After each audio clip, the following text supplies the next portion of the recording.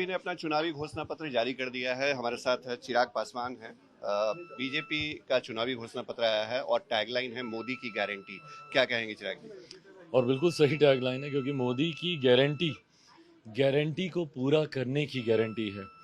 और ये पिछले 10 साल का अनुभव हम लोगों के विश्वास को बढ़ाता है कि जिस तरीके से प्रधानमंत्री जी के द्वारा किए गए वादों को पूरा किया गया, गरीब कल्याण की योजनाओं को धरातल पर उतारा गया। आज से पहले मैनिफेस्टो के मायने नहीं होते थे, बातें उस पर लिखी जाती थी और वो दशकों तक उसी पर राजनीति होती रहती थी। उन वादों को अगर किसी ने पूरा किया है तो वो हमारे आज के प्रधानमंत्री आदरणीय नरेंद्र मोदी जी हैं। क्या किसी सरकार में ये हिम्मत थी कि वो धारा 370 को हटा सकती थी? क्या किसी और सरकार में ये इच्छा शक्ति रही कि वो राम मंदिर का निर्माण करवा सके? क्या किसी और सरकार में ये इच्छा शक्ति रही कि विमेन रिजर्वेशन बिल, नारी शक्ति अधिनियम को जिस तरीके से पारित करवाया गया? ये तमाम शशि भाई वो विषय हैं जिसके ऊपर सिर्फ राजनीति होती रही। दशकों तक चुनाव इसी पर ही लड़े गए, जीते गए, हारे गए।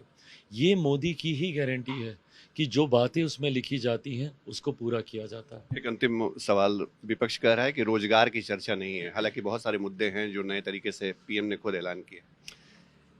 यही विपक्ष को नहीं समझ में आता है कि रोजगार सिर्फ कहने से नहीं होगा ना, जॉब अपॉर्चुनिटीज क्रिएट करनी पड़ती हैं। आज प्रधानमंत्री जी ने भी अपने संबोधन में कई तरीके के उदाहरणों को दर्शाते हुए इस बात को कहा कि ये जॉब्स क्रिएट करेंगी। और जब तक आप जॉब अपॉर्चुनिटीज आप क्रिएट नहीं करेंगे, आप जॉब देंगे कहाँ से? मेरे विपक्ष के साथी शायद इस बात को समझ ही नहीं पाए कि सिर्फ घोषणा करने से नौकरियां नहीं दी जा सकती हैं। आपको जॉब्स क्रिएट करनी पड़ेंगी। बी, आपको राजस्व आपको बढ़ाना पड़ेगा। जब तक आप रेवेन्यू जनरेट नहीं करेंगे, आप कहाँ से आप सैलरीज देंगे? जब तक आप वो इंफ्रास्ट्रक्चर डेवलप नहीं करेंगे, निवेशक कैसे आएंगे? जो लोग इस बात की बात करते हैं कि वो 1 करोड़ नौकरी देंगे, पहली बात तो वो लोग भूल जाते हैं कि ये लोकसभा का चुनाव है। मुझे नहीं पता कि उन लोगों को भारत का संघीय ढांचा भी समझ में आता है कि नहीं आता है। लोकसभा का चुनाव अलग होता है, विधानसभा का चुनाव अलग होता है।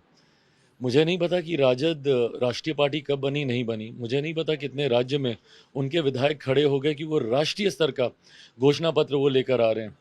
अगर वो बात कर रहे हैं तो क्या वो देश भर में 1 करोड़ नौकरी देने की बात कर रहे हैं कि सिर्फ बिहार में कर रहे हैं? और अगर बिहार में कर रहे हैं तो ये बात उनको पता होनी चाहिए कि लोकसभा का चुनाव है। क्या उनकी पार्टी से कोई प्रधानमंत्री पद का दावेदार बन चुका है? क्या उनकी पार्टी प्रधानमंत्री पद की दावेदारी कर रही है? क्या ये इंडी अलायंस का ये घोषणा पत्र है? क्योंकि कांग्रेस ने तो अपना अलग जारी कर दिया, समाजवादी पार्टी अपना अलग कर रही है। तो ये कोई ऐसा साझा न्यूनतम कार्यक्रम भी नहीं है जिसमें ये लोग बोल रहे हैं कि हमारी सरकार बनेगी तो हम लोग विशेष राज्य का दर्जा देंगे। किससे पूछ के देंगे आप? मात्र 22 या 23 सीटों पर आप चुनाव लड़ रहे हैं, तो 23 सीटों के आधार पर आप देश की राजनीति को आप चलाएंगे? मुझे नहीं पता इन लोगों को ये संघीय ढांचा जो हमारे संविधान में दिया गया, इनको समझ में आता है कि नहीं। हैविंग सेड इट ऑल, जो करोड़ नौकरी की ये लोग बात कर रहे हैं, जनरेट कैसे करेंगे? क्या है इनके पास वो रोड मैप? कैसे इंफ्रास्ट्रक्चर डेवलप करेंगे? कैसे यहाँ पे रेवेन्यू जनरेट होगा? राजस्व बढ़ाने का कोई है इनके पास उपाय? कोई रोड मैप है कि कैसे यहाँ पे रेवेन्यू जनरेशन ये करेंगे? इन चीज़ों के अभाव में कहने को भाई कोई कुछ भी बोल दे। कल को आप बोल दीजिए हम 100 करोड़ नौकरी देंगे। 100 करोड़ क्या, 140 करोड़ की आबादी, आप 150 करोड़ लोगों को आप नौकरी दे दीजिए, बोलने में क्या जाएगा? चलो, चिराग पासवान बहुत बेबाकी से कहते हुए कि जो एजेंडा है वो मोदी की गारंटी है और आरजेडी के मैनिफेस्टो पर भी सवाल खड़े किए हैं। कैमरा पर्सन नदीम आलम के साथ शशि भूषण, आज तक, पटना।